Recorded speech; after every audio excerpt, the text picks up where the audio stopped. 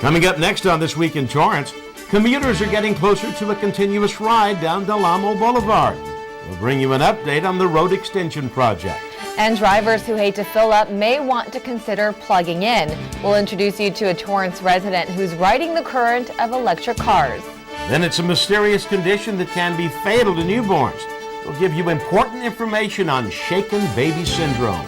And we'll take you to Kansas City as Torrance competes for the 2011 All-America City Award. These stories and much more just seconds away. Your local news starts right now.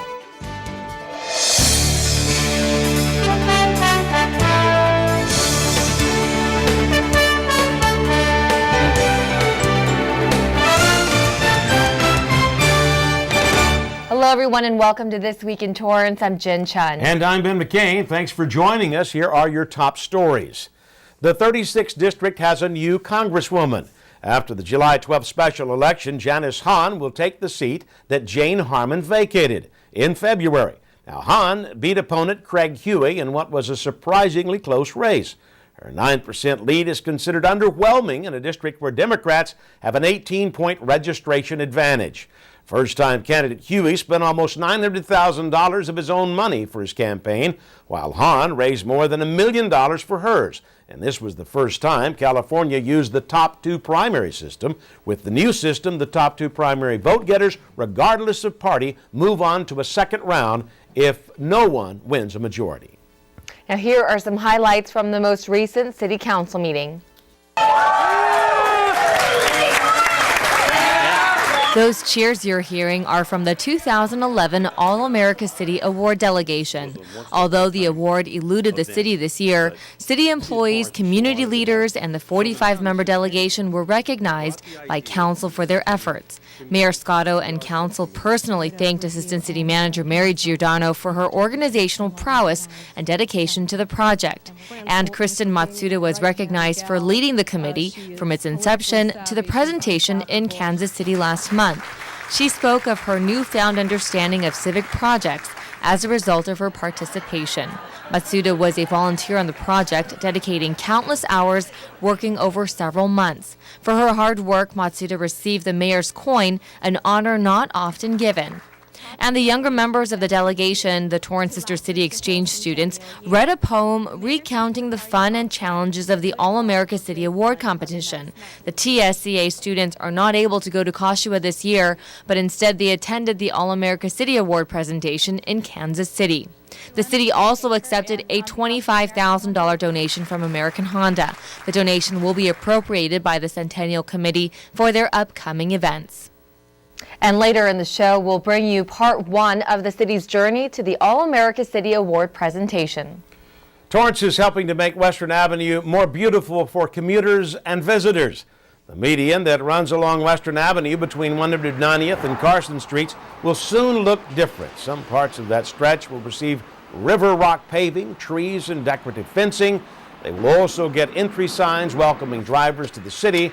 Besides beautification, officials hope that the fencing will prevent pedestrians from jaywalking across the busy street. The project cost a little more than $800,000 and is paid from Prop C regional funds. It's scheduled to be completed by the end of July. Despite student protests, California State University has approved a 12% tuition increase. The hike would take effect in the fall, along with a previously approved 10% increase. Now students can expect to pay an additional $294 per semester. That brings annual tuition for undergraduates to well over $5,000. And with campus-based fees, total fees would cost more than $6,000 per year. Tuition for the California State University system has tripled over the last decade. Politicians, police, and actor Ashton Kutcher, these are some of the people warning drivers not just to stay off the road near the 405 closure, but to stay off all roads during what they're calling it Carmageddon weekend. Traffic analysts are predicting 25 to 30 miles of gridlock up and down the 405 unless 70% of the usual traffic stays away. On average, 500,000 drivers pass through that part of the 405 every weekend. But if drivers plan to brave what some are calling the mother of all traffic jams, Detours will be announced on local radio stations and posted on websites like go511.org. Motorists can also call 511 for more information. The CHP plans to have aircraft check for stalled vehicles and accidents so crews can immediately remove them from the road. The freeway is scheduled to reopen on the morning of Monday, July 18th, and contractors hired to rebuild the 405 have a lot of incentive to keep on schedule. If they run late, Metro will fine the contractors $6,000 per side of the freeway every 10 minutes.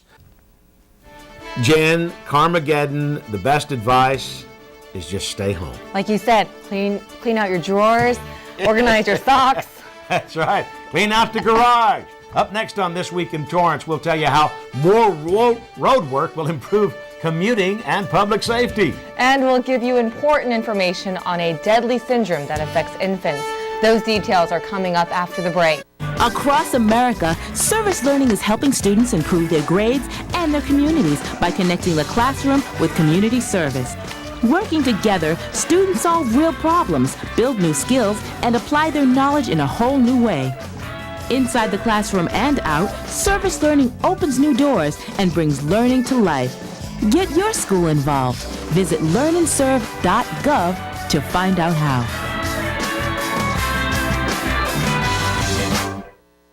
Making the world a better place is an intricate puzzle. And piece by piece, the women and men of Rotary have worked hard to fight hunger, promote literacy, and move the world toward peace. But there is still much to be done, still some missing pieces. And one of those missing pieces is you. Learn how you can help Rotary put together a better world at Rotary.org. Rotary, humanity in motion. Be out there. Be out there. Be out there. Be out there. Time was, kids did what came naturally. Spending free time running barefoot through the grass, wading knee-deep streams, climbing to the tallest branch. But today, American kids are more likely found texting, watching TV, or gazing at a computer screen. They spend more than 7 hours in front of electronic media. Something essential has been lost: childhood's connection to the natural world. That's why National Wildlife Federation created the Be Out There movement. Kids move indoors causes a host of problems, from obesity to ADHD. But outdoor play can go a long way to improving kids' health, body, mind, and spirit. It helps them stay fit, enhances creativity and attention spans, and could even make them better students. Do your part. Be a part of Be Out There. There's a reason why they call it the great outdoors. Learn more at beoutthere.org. Everyone may be talking about the road work about to happen on the 405, but there's also work happening right here in Torrance that may be smaller in scope but will make a big difference to area commuters. Reporter Shantae Passmore has the story. It may not look like much now, but this project has been in the works for nearly 30 years. This is the Del Amo Boulevard Project Phase 2, and we currently are doing a lot of earthwork and grading for the upcoming bridge abutments that we're installing. The city is extending the road between Maple Avenue and Crenshaw Boulevard, and Belazarian has been part of the project for the past 11 years. We went through the environmental phase of the project, then the design phase of the project, ultimately to construction, which some of the challenges we've experienced on Phase 1 was just coordinating with a lot of the adjacent property owners and the utility companies themselves. During Phase 1, Belazarian had to figure out how to construct and relocate sewage and water lines, move a railroad spur, and most importantly, all the work has to be done safely since the road extension runs between the Dow Chemical Plant and ExxonMobil Refinery. Extending Del Amo Boulevard by less than a mile may seem small, but this same extension is expected to reduce traffic on Torrance Boulevard and 190th Street by at least 10 to 15%. Between now and next July, we'll ultimately be constructing the bridge, the mechanically stabilized earthen walls, the entire roadway, and any other appurtenances that go along with that, like just small landscaping, the striping of the roadway, some traffic signals. Phase 2 is all about reducing traffic, and the extension also increases public safety. Belazarian says emergency responders can arrive sooner thanks to the new 4-lane highway. Torrance commuters can expect to see 3 new traffic signals on Del Amo, where it intersects Mariner, Maple, and Madrid Avenues. According to Belazarian, despite all the challenges related to time, paperwork, and environmental conditions, the project is still running smoothly and on schedule. This is Shantae Passmore reporting for This Week in Torrance. The Delamo Boulevard Extension project is scheduled for completion in July of next year. For more information, visit the city's website. Between long commutes and sitting in traffic, most drivers need to fill up their car tanks every week. And while road improvements may help move things along, another option is giving some drivers a charge. Reporter Jacqueline Shepard explains. The rising cost of gasoline is a topic most of us are all too familiar with. And since having a car is a necessity here in Southern California, the question is, what can you do about it? This car, it will charge off of a basic 120 volt wall outlet. Eliminating fuel dependency is now a viable option. Tim Goodrich is the first resident in Torrance to purchase the all-electric Nissan Leaf. Instead of paying $60 a week on gasoline, his home electric bill has increased by just $60 per month. But he says his decision to purchase the Leaf wasn't just about the savings. We spend hundreds of billions of dollars every year on oil from countries that don't necessarily like us too much, and sometimes that money finds ways into the hands of terrorists. And as a veteran, I don't want to support that. The benefits of driving an all-electric vehicle are countless. It's good for the environment, it benefits Americans both here and abroad, and it's quiet.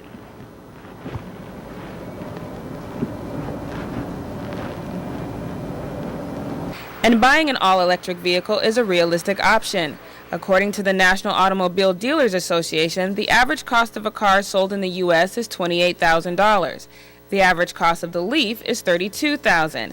But electric car owners receive more than $7,000 in federal tax incentives, bringing the cost down to just $25,000. That's a savings of $3,000 from the initial purchase, and the savings don't end there. I can go to LAX and park for free. That's one of the incentives there, and also charge for free. The parking structures in Santa Monica, right here at the Toyota Automobile Museum, they have a free charging station. The California Science Center, they're cropping up all over. You can charge at home or any free charging station and drive more than 100 miles on a single charge. But unlike gas, charging stations are a little harder to find. So if you're planning a road trip, you may have to resort to the old standby. And just think of all that money you're saving by not purchasing gas. That money can go right into using a rental car for those long trips, and then you're not putting additional miles on your own personal vehicle. Goodrich says purchasing the car was just his way of helping the environment, since the EPA has noted a direct link between fuel emissions and asthma in young children. Zero-emission cars may go a long way in protecting all aspects of our future. Just think about all the schools that we have along freeways. Yukon Elementary, for example. Those kids, if people are driving electric vehicles down the freeway, they're not breathing as many fumes. For Torrance CitiCABLE, I'm Jacqueline Shepard. Thank you, Jacqueline. Several car manufacturers now offer all-electric vehicles. To do a cost comparison and to see which vehicle might be right for you, visit allcarselectric.com.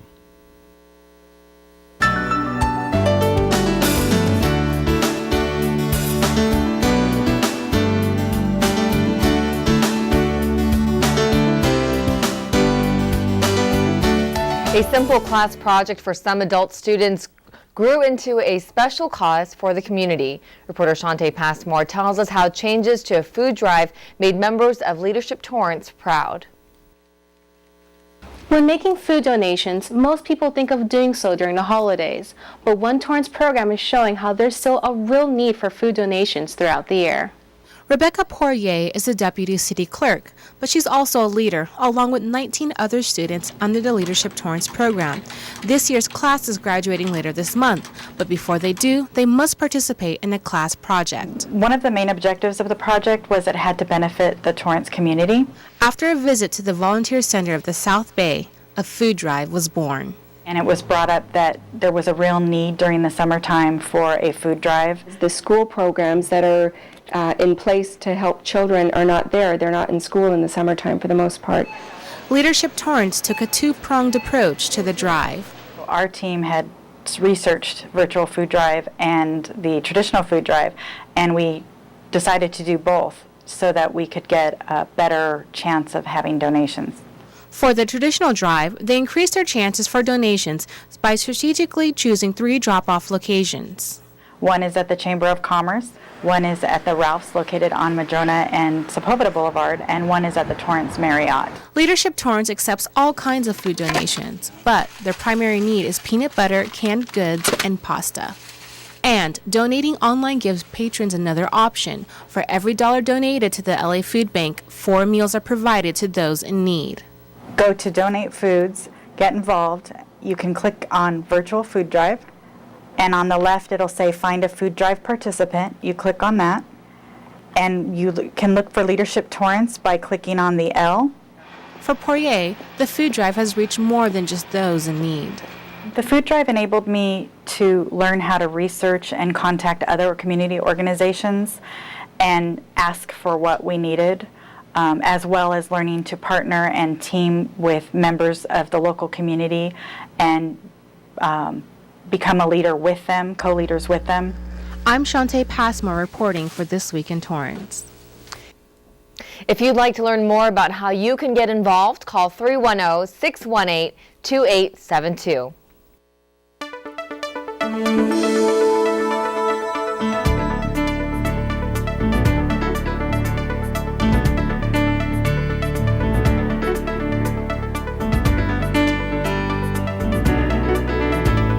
It's a mysterious syndrome that sometimes leads to death in infants, and researchers are just starting to understand its outcome. Reporter Jacqueline Shepard explains. Good. Squeeze here every time.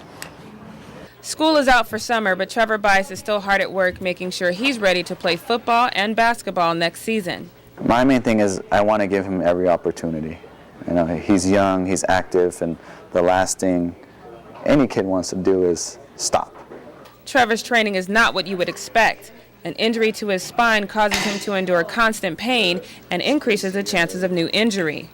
I could have been a fine boy. Like, I probably wouldn't have had the neck pain that I have and the knee pain that I have. Trevor's injuries are more than a decade old, but December 2nd, 1999 is a day his mother will never forget. When I left for the day to go pick Trevor up from daycare, as I arrived in front of the home, there was an ambulance out front.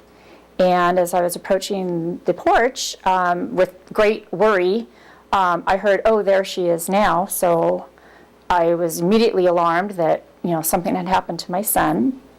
After finding her son unconscious at the daycare center, he was rushed to Torrance Memorial Hospital. Later, he was transferred to Miller's Children's Hospital in Long Beach, where she finally learned what happened to her son. About 3 in the morning, we were told that he had been violently abused, that he had been violently shaken, and he had massive hemorrhaging in the brain, retinal hemorrhaging, and he was in and out of consciousness and seizure activity. Trevor was suffering from shaken baby syndrome. He was in intensive care for 10 days, underwent brain surgery, and was taken from his mother. During the next 4 months, Trevor's parents fought child abuse charges and to regain custody of their son. What came out in the trial was that more likely than not, he incurred the injury about 2 hours prior to the onset of the symptoms.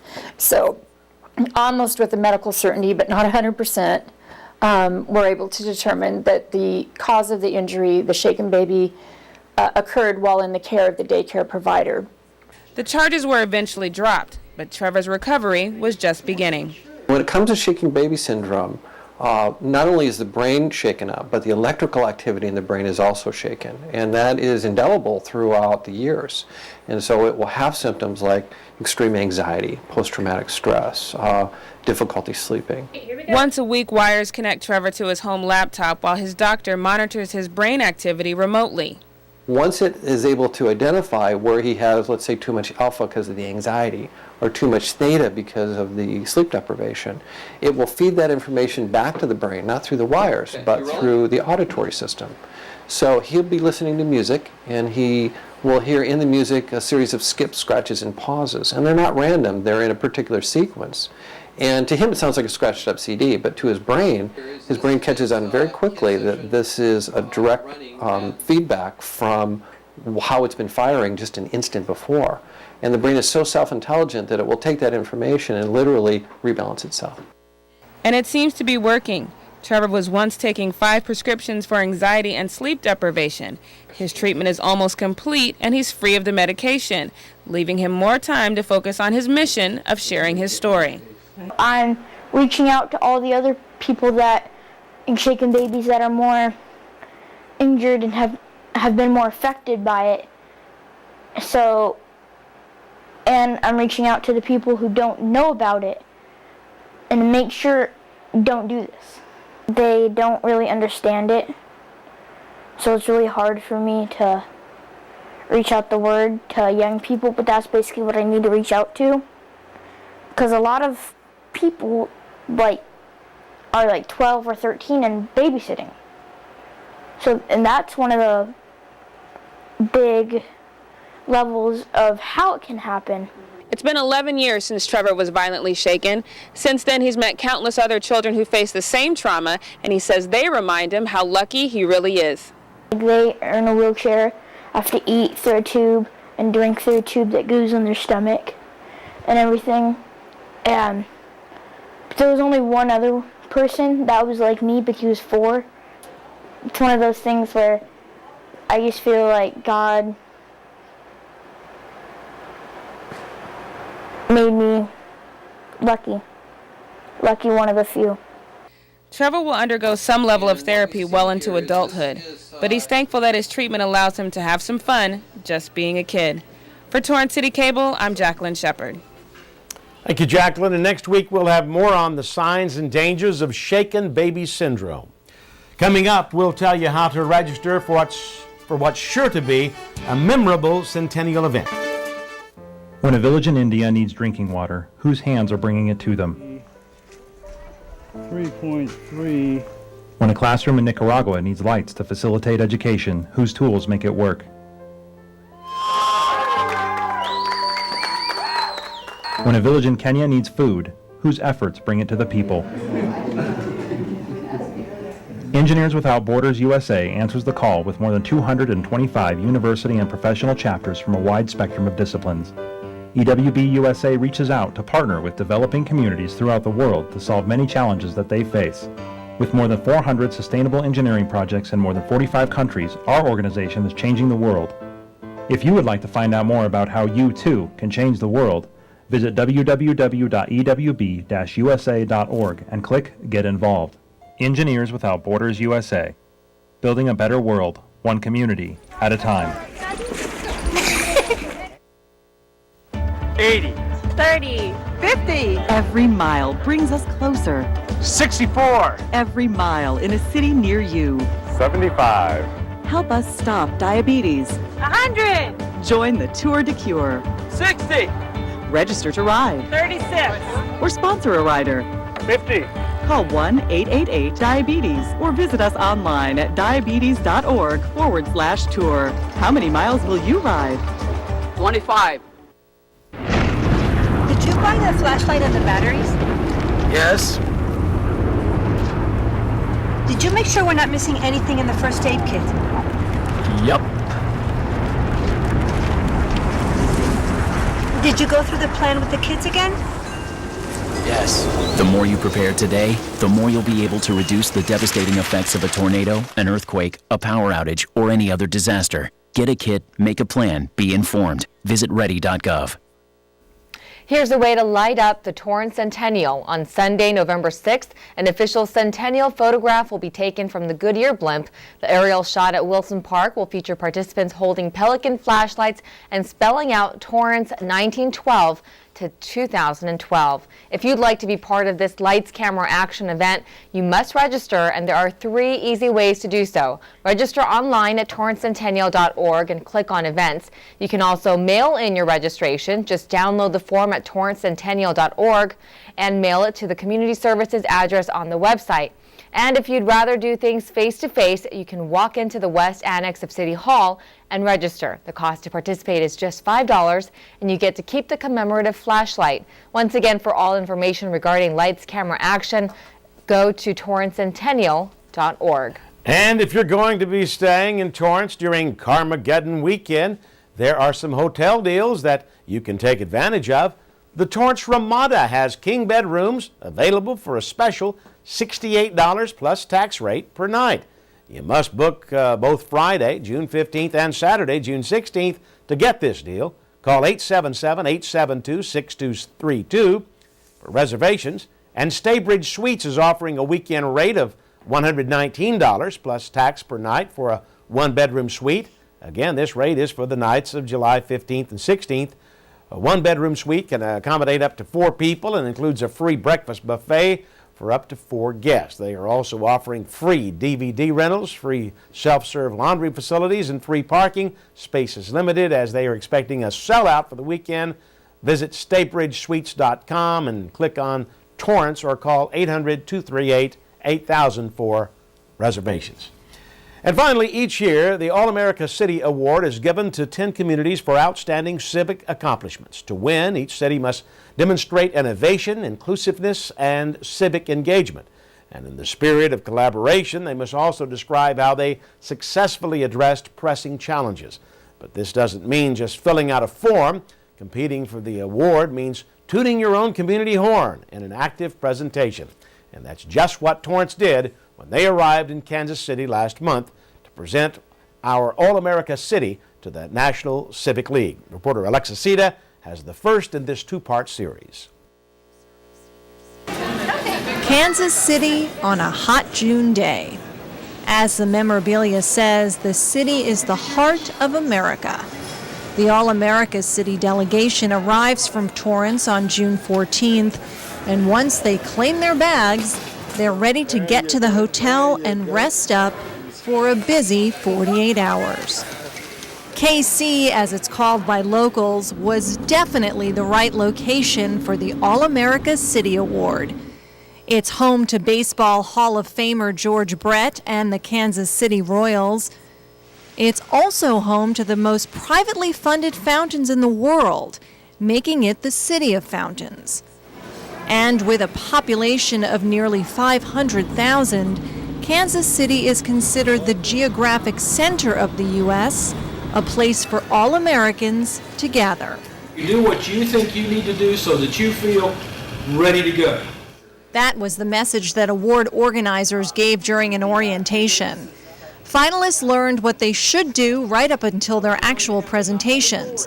And these finalists came from all different kinds of All-America cities, large urban centers, mid-sized cities, and smaller suburban and rural communities.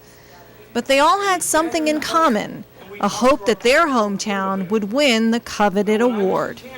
We're all winners. Yes. We are all All-American citizens. Have fun. You're here for a reason. Got a great story to tell. Feel confident about it. What everyone needed to do was rehearse, and that's how the Torrance delegation spent the rest of the day. Last-minute adjustments and fine-tuning in and around the room where they would perform for judges in just 24 hours. When you guys are done, give a big cheer. You guys have a lot to cheer about. So. For Luke and for all of us. Now he's 8 years old and doing great. The first day was a full day, and although the pressure was mounting for their upcoming presentation, the delegation still managed to have fun. So far, I'm enjoying meeting different people from different cities. There was a lot of positive energy. We were all excited to get ready. That was Alexa Sita reporting, and next week we'll bring you the city's presentation as they vie for the All-America City Award. That's going to do it for us on This Week in Torrance. I'm Ben McCain. And I'm Jin Chun. If you've missed any portion of our show, you can catch us again at 11 a.m. and 6 p.m. Thanks for joining us, and we'll see you next time.